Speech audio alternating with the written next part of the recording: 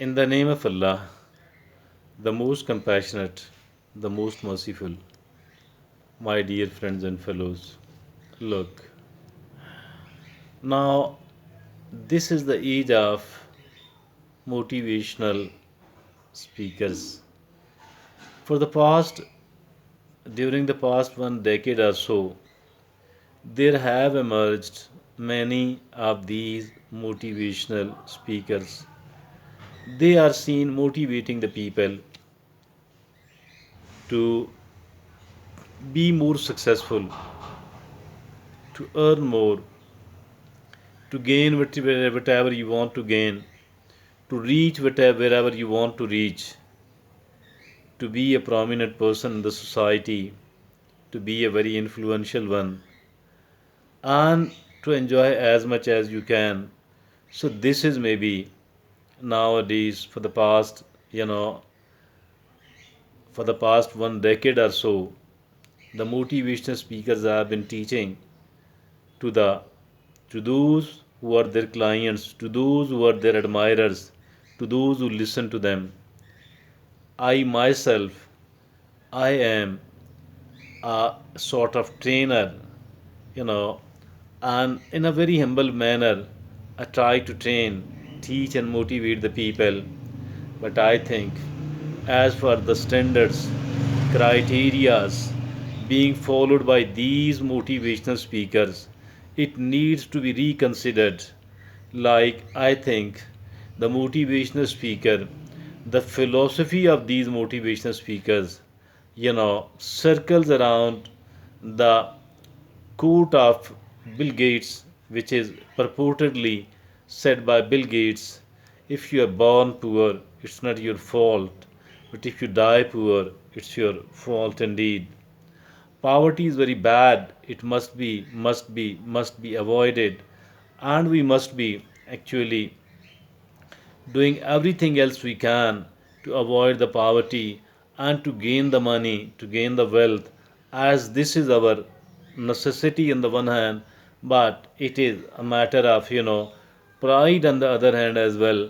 But, dear friends and fellows, I think that as I earlier said, that I'm not against the motivational speakers as a whole, but about one of their philosophy, and this philosophy which they have taken from the Bill Gates: if you are born poor, it's not your fault. If you die poor, it's your fault.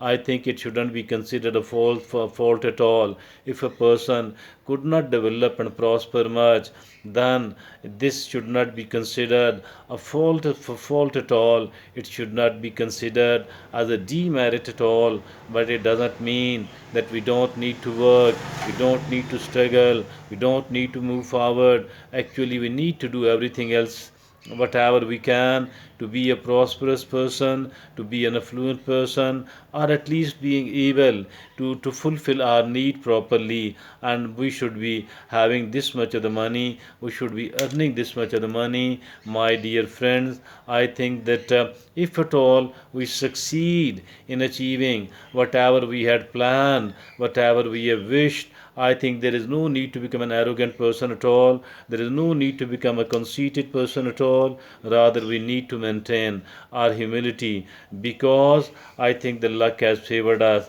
Although we have worked hard, we have worked smart, we have shown a good vision.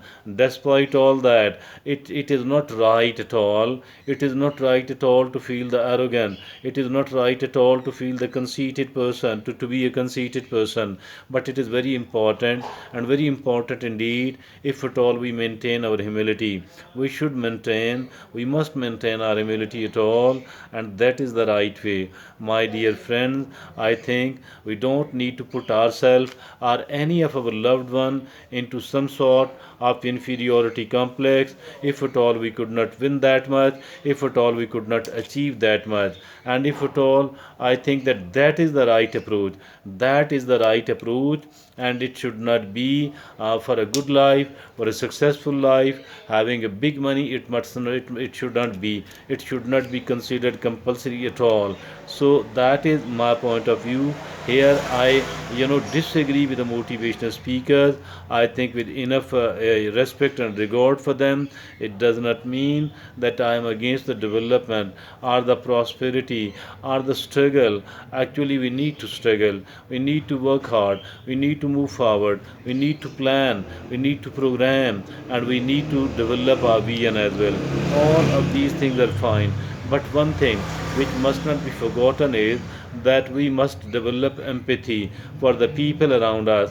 We should be sympathetic toward them, and we should try to do certain things for the benefit of these people, for the benefit of needy, for the benefit of general public. I think we must be contributing something, and if at all we don't contribute, we don't participate in that like activities, no matter how much of the wealth we have earned, I think it is absolutely useless. It is absolutely nonsense. On the other hand, if at all the money we have succeeded in accumulating, if at all it is very little, if at all we could not gain a prominent place in the society, and even then I think we don't need to put ourselves into any sort of inferiority complex at all.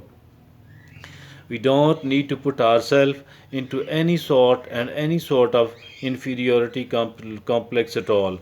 That is something which must be kept in the mind, and which should be made rather our way of thinking and our way of behaving, because that is a very balanced approach. And we, if at all we have the people, there are people who have made big plans, but the trouble is, once they could not achieve, they find themselves in one sort of depression or any sort of other trouble. I think if at all we don't succeed anything like that, we don't succeed in achieving something like big money, I think there is no need at all to put ourselves into any sort of inferiority complex. There is no need at all to develop some sort of psychological complexes, or just somehow feeling depressed. That is absolutely wrong. And be a good human being, be a responsible human being. Be, if at all a person is a responsible and a good human being, no matter how little of the money they do have, I think that I shall call them as a successful person. I shall call them as a prominent person. So that is should be the standard and the criteria of the prominence, because whatever you are doing for the rest of the public, otherwise, big money, I think the life we have been given, it has been given to us once and once only. We shall never ever be given this life again. And if at all we want to live well, I think we should earn money, but it shouldn't be we don't need to dedicate ourselves for that at all. Thank you.